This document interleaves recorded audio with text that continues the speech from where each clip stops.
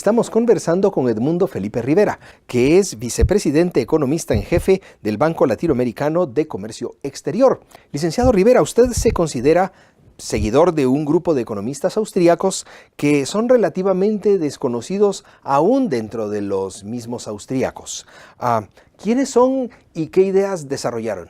Usted se está refiriendo obviamente de un grupo de economistas que principalmente son Benjamin Anderson, un economista norteamericano que trabajó, por cierto, como economista en jefe en una institución bancaria norteamericana por muchos años. Otro es Mecho Paggi, que trabajó en un banco europeo también, después fue profesor en la Universidad de Chicago. Otro economista muy reconocido es Jacques Rueff, francés, seguidor de Ludo von Mises, y así otros mucho más. En realidad son desconocidos hoy en día modernamente. En su época eran bastante conocidos y tenían buenos análisis, y lo más importante es que su análisis era totalmente aplicable a la realidad que estaba viviendo la situación mundial, sobre todo Estados Unidos y Europa. Sobre todo Benjamin Anderson, que para mí el libro de él sobre la Gran Depresión es el libro más completo y mejor editado sobre lo que pasó en realidad tanto en Estados Unidos como en Europa. ¿Y dónde están las raíces genealógicas de las ideas de Anderson y Rueff y ellos?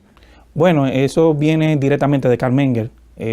Inclusive, y esto es importante porque Carl Menger, antes de escribir su principio de economía, él fue un analista o trabajó en la Bolsa de Valores de Viena, y él se dio cuenta que las teorías de los precios de los economistas clásicos no le ayudaban mucho para entender la situación de los movimientos, lo que pasaba en la Bolsa de Valores de Viena, sobre todo los movimientos de la teoría del dinero. Y de alguna manera Carl Menger desarrolla lo que es la teoría de la liquidez basado en sus escritos del dinero. Eso fue las raíces, vamos a decir, de alguna manera para los otros economistas. Quizá algunos economistas de ellos también lo descubrieron por su propio lado. El mejor ejemplo es Benjamin Anderson, que inclusive su libro del valor del dinero fue paralelo al libro de la teoría del dinero y del crédito de Ludo von Mises. Luego Ludo von Mises toma algunas de esas ideas en su segunda y tercera edición. Y esto es bueno entenderlo porque lo que se está hablando de ahí entienden lo que es la teoría del ciclo económico, pero al mismo tiempo están entendiendo que hay unos elementos adicionales que afectan a la economía, que es la teoría de la liquidez. Licenciado, ¿cuál es el rol de un economista austríaco como vicepresidente y economista en jefe en un gran banco internacional? La clave de todo esto es entender los ciclos económicos, cómo afectan los países y de parte sectorial. Esa es la principal clave. Muchos de los análisis modernos están muy enfocados a lo que es un análisis de riesgo de mercado, riesgo de crédito y vamos a decir riesgo operacional, que es todo lo que es Basilea III o Basilea III. Sin embargo, se olvida de lo más importante, que es el análisis de los ciclos económicos, cómo afectan a los países. Sobre todo en América Latina, que somos muy dependientes de lo que pasa en Estados Unidos, en Europa y ahora con China. Si no entendemos eso, no estamos entendiendo lo que pasa con los clientes o con los sectores, con las industrias o con los países que son clientes de uno en un banco. ¿Esas serían las claves para el análisis de riesgo país? Claro, totalmente. De hecho, yo soy un crítico de la forma como se evalúan algunas calificadoras de riesgo, porque las calificadoras de riesgo correctamente evalúan lo que es riesgo soberano, pero el riesgo soberano es un elemento de un riesgo país, y nosotros debemos entender en qué ciclo económico está un país, y ahí entran las variables más importantes, es si el sistema financiero de ese país es un detonante o un amplificador del ciclo.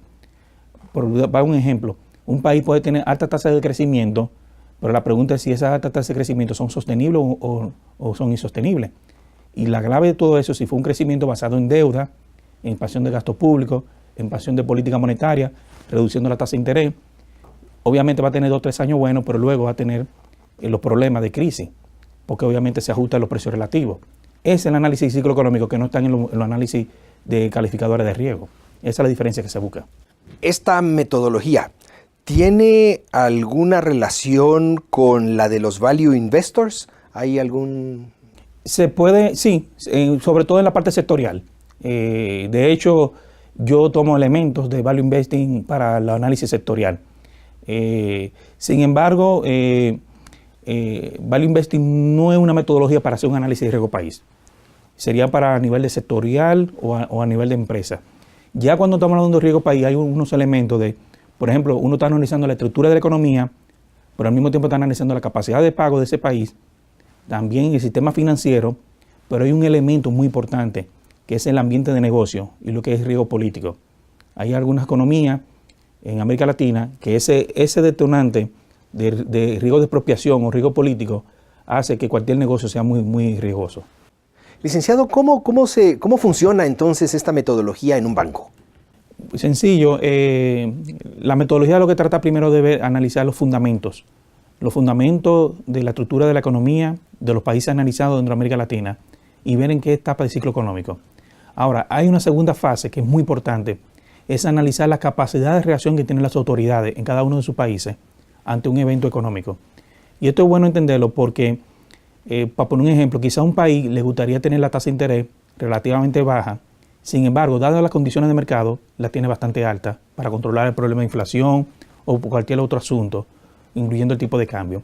Esos dos elementos de analizar los fundamentos y ver la capacidad de reacción de las autoridades te lleva a una tercera fase de análisis, y es ver los resultados, ver la consistencia, ver los movimientos de los precios relativos y así otras variables que al final te da una calificación. Pero el objetivo principal es, si uno ve que si el país está fuera del promedio o fuera del ciclo económico, ¿en qué fase está? Si está en auge, si está en depresión o si está dentro del consono del ciclo. Esa es la clave de la metodología. Y usted tiene experiencia en 23 países latinoamericanos. ¿Qué puede compartirnos de esa experiencia? Bueno, si estamos hablando de los tiempos ahora de más recientes, los años más recientes, estamos hablando de que América Latina está en una fase de retos, los riesgos están al alza. Hasta ahora, en los últimos años, América Latina está viviendo lo que podemos decir unos años muy benevolentes por la política monetaria expansiva de Estados Unidos, de Europa, de Japón. Hay mucha liquidez, o existía mucha liquidez en los mercados globales. De alguna manera eso le favoreció mucho a los mercados de América Latina. Y un tercer factor es el crecimiento de China, que fue un pivote para aumentar el crecimiento de las exportaciones de muchas economías de América Latina. Esas variables positivas cada vez van hacia una fase de más estrechez, vamos a decirlo así, o de una situación mucho más difícil para el entorno global. Los países de América Latina se están dando cuenta de que ya no pueden apostar a un mercado externo tan positivo como lo tenían en los últimos años. Y ahí viene la gran pregunta: ¿cuáles son las economías de América Latina que están mejor versus otras? Y lo que se está determinando es que las economías de América Latina, o los países que pertenecen a América Latina, que tuvieron políticas sanas, tanto fiscales, monetarias, cambiarias, y tuvieron verdaderas reformas, son los países que están mejor preparados ante un escenario de mucho más débil desde el punto de vista externo. Los países que tuvieron política monetaria y fiscal irresponsable o expansiva, que no estaba consono con el ahorro interno o con la productividad, son los países que tienen más debilidades ante los efectos externos. Y por eso diríamos, por ejemplo, que países como Brasil no han tenido un suficiente crecimiento. Es el debate. El debate es, muchos analistas dicen que Brasil estuvo unos años muy buenos. La gran pregunta, esos años buenos, ¿en qué se basaron? Y la crítica que está es que el modelo de crecimiento de Brasil era un modelo inconsistente en el mediano plazo, en el largo plazo, basado con incremento de las deudas, una política de redistribución de ingresos que no iba asociado con la estructura de la producción, muchos elementos que hizo que perdiera competitividad a su sector interno, pues sobre todo el manufacturero. Y el cuarto elemento muy importante es que Brasil, su crecimiento estaba vinculado con el auge de los precios de los commodities, por la demanda de China, por la liquidez internacional, y eso permitió que las exportaciones fueran muy buenas y eso llevara a toda la economía a alta tasa de crecimiento. Hoy en día el modelo está en crisis, y está en crisis porque no se sabe cuáles son los factores para que explique el gobierno para generar mayor crecimiento. Ahora, si uno lo mira de manera objetiva, uno se da cuenta que los factores es, primero, una economía que ha perdido mucha competitividad; segundo, que sus políticas monetarias fiscales no son consistentes entre ellas; y tercero, que tiene un ambiente de negocio que ha sido lesivo para el sector privado. De alguna manera, Brasil, si quiere hacer un salto a tener una tasa de crecimiento positivo, tiene que cambiar sus políticas económicas. Y si tuviéramos que hacer un sumario de las lecciones aprendidas, ¿cuál sería?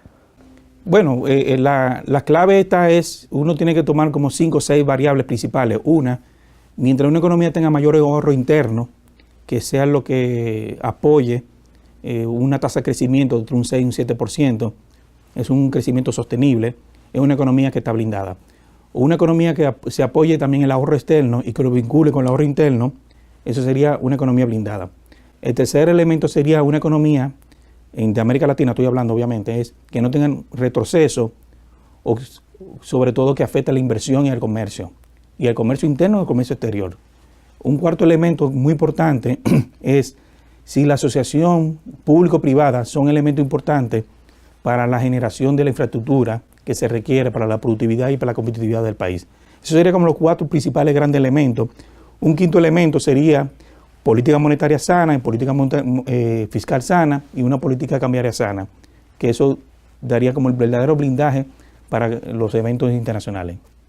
Finalmente, licenciado, si un estudiante se acerca y le pregunta, ¿qué me recomienda algún libro para introducirme al tema de las finanzas internacionales y quizás le podría recomendar un sitio web?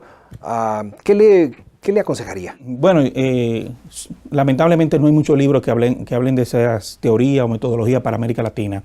Sí le puedo recomendar que conozcan más las teorías de los ciclos económicos de la escuela austriaca, también que entiendan mucho más de la teoría de la liquidez, por ejemplo, de lo que viene con Carl Menger, con Benjamin Anderson, con Mecho Paggi, que investiguen eso, ya son un poquito más sofisticados, pero una maestría que está a nivel internacional yo creo que le va a dar mucho instrumento, que es la maestría de Manuel Ayau, que el OMA, que lo preparan en España, es una maestría muy buena, que da muy buen instrumento para analizar países con ese tipo de características, sobre todo en América Latina. La clave es, si entiende los ciclos económicos, le va a ayudar después a entender lo que pasa con los países y a nivel sectorial y de las industrias. Pues muchas gracias, licenciado Rivera, por compartir estas ideas y experiencias con nosotros. Y a ustedes también, muchas gracias.